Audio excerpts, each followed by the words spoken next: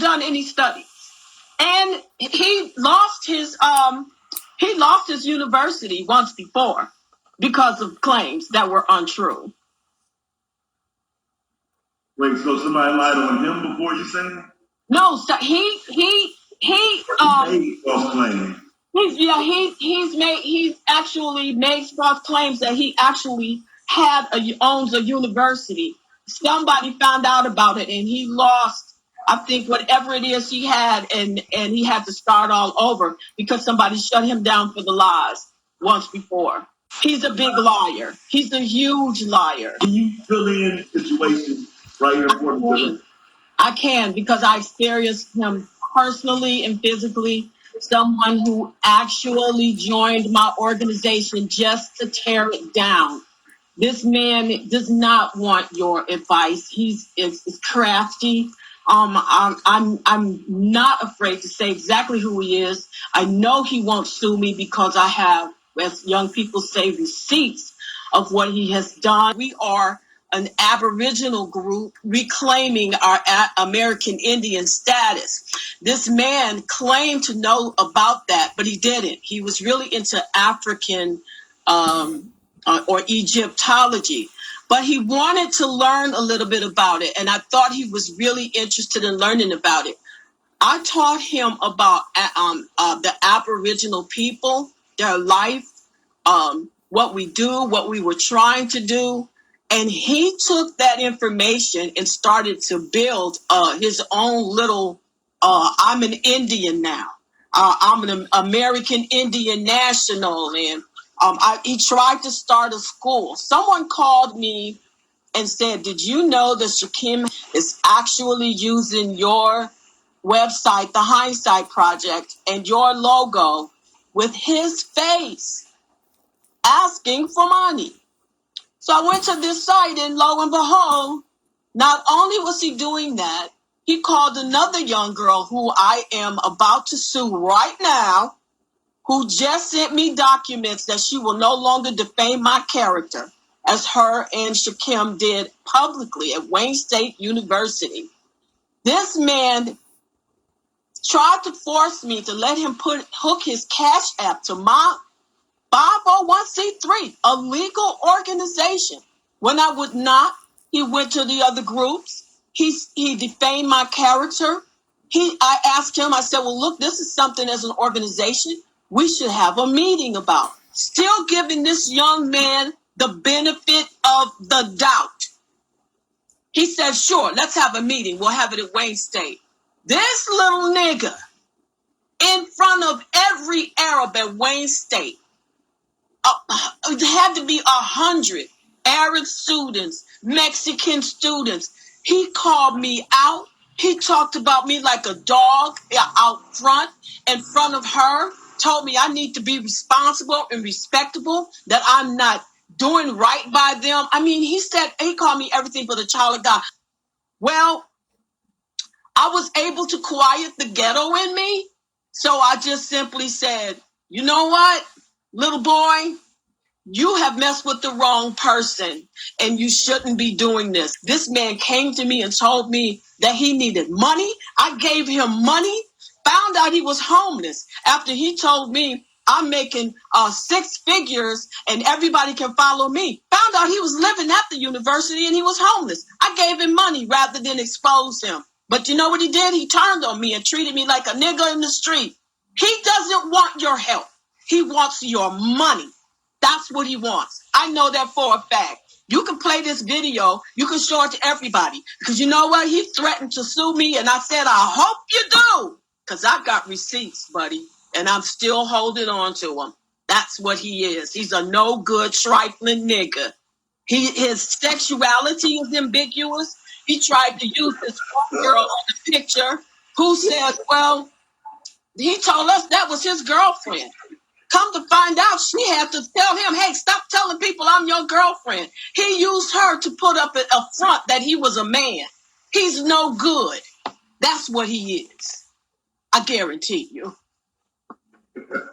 Hey, okay, so, you know what I'm saying? Like, for real, like I say, I seen it and already had questions, right? So again, a lot of times when you see things like this, people come and say, "Oh, that's just somebody who, saying this and that, and they're against me, they hate on me, blah blah blah."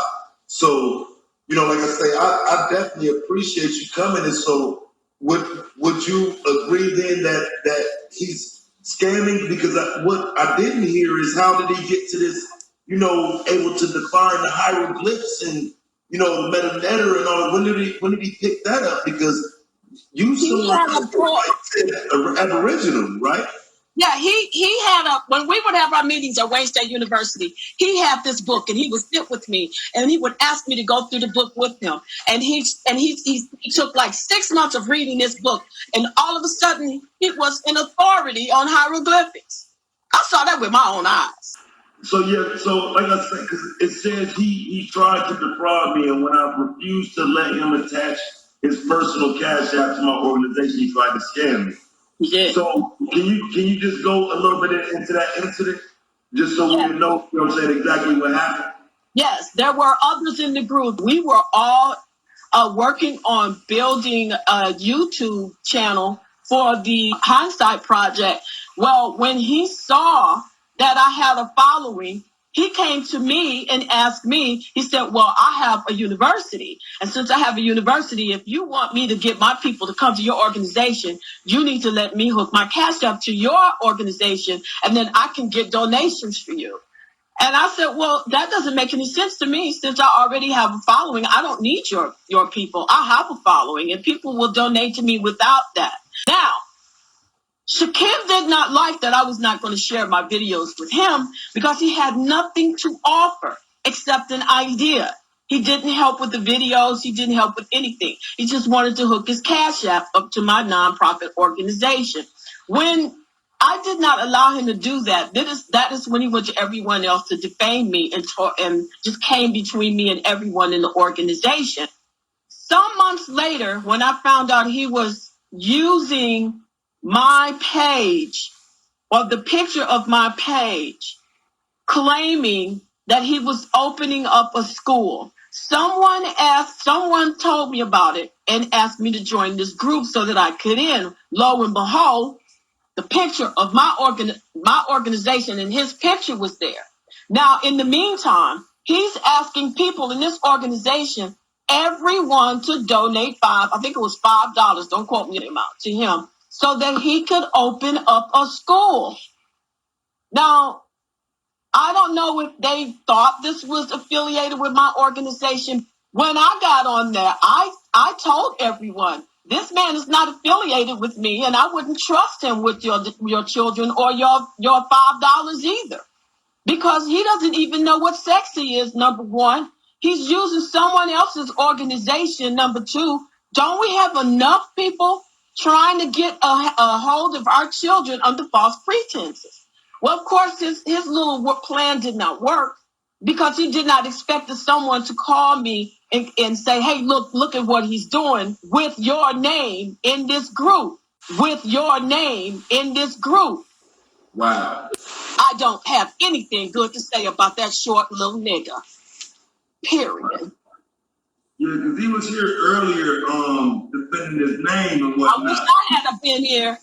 I don't think he'd talk to you, though. I don't think he would say that to you. He sent me a text threatening me that if I say anything about him, he was going to have his lawyer to see me. I said, where's your lawyer? Let's talk. So he sent me another text claiming that it was from his lawyer, that he was going to sue me, but it wasn't. He knows he's a liar. It's going to take you 2 seconds to take that little nigga to court and prove your case. I know it wouldn't take me for 2 seconds. I got receipts. Right. Yeah, that's what I was even saying with the lawsuit thing, saying it's nothing. But if it's nothing, then take them to court for it. Mm-hmm. If they lying on you, if it's a false allegation, then you should be taking them to court. When I was at Wayne State University, his status was not at Wayne State University. He was sleeping there.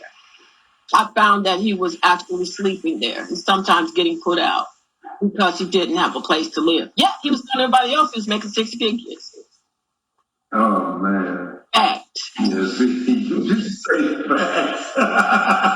Oh, man. That's what I say, man. It's worse than I thought. Cause like I said, at the end of the day, man, you don't really hope that the person really accomplished anything in what they've been doing. But see, you already tell people you make six figures, showing a bunch of PayPals and all this and that, man. Like I just, it's been turned out a lot worse than what I thought it was. This is bad. I mean, he was so broke. I had to give him a bus card. I gave him money. And I kept telling him, I said, I'm not, I didn't want to expose the guy. I really thought that he was just, sometimes you think sometimes you have to kind of put more than you are out there. I understand that. To just lie, to scam people is totally different thing. You don't just lie to people like that. It's wrong. It shouldn't be done. Yeah, well, I mean, yeah, especially like I say, man, especially on somebody that's only trying to be a benefit to you. You know what I'm saying? I mean, that's the problem. Like I say, like it's not like it's a situation where y'all involved in a crime or something. It's like you come in where somebody's there to help you, and then you take advantage of it, or you know what I'm saying? You don't appreciate it. There's no appreciation. Yes, I am from what people call the ghetto. I'm educated, but I whoop ass too. Don't come in here and try to talk to me. Don't treat me like that. Don't come in and get learning from me and then turn on me. That is a horrible thing to do. Yes, he did say he was making six figures. I'm not the only one that heard that. When was he saying that? He was saying that years ago? Yeah, when he was at Wayne State University, homeless, sleeping in the university library. Oh, man. They put the link to her channel down there in the chat. Say the name of your channel again. Social Construct and Reality Therapy. Social Construct and Reality Therapy. You said you are a sociologist. Yes, I am. I spent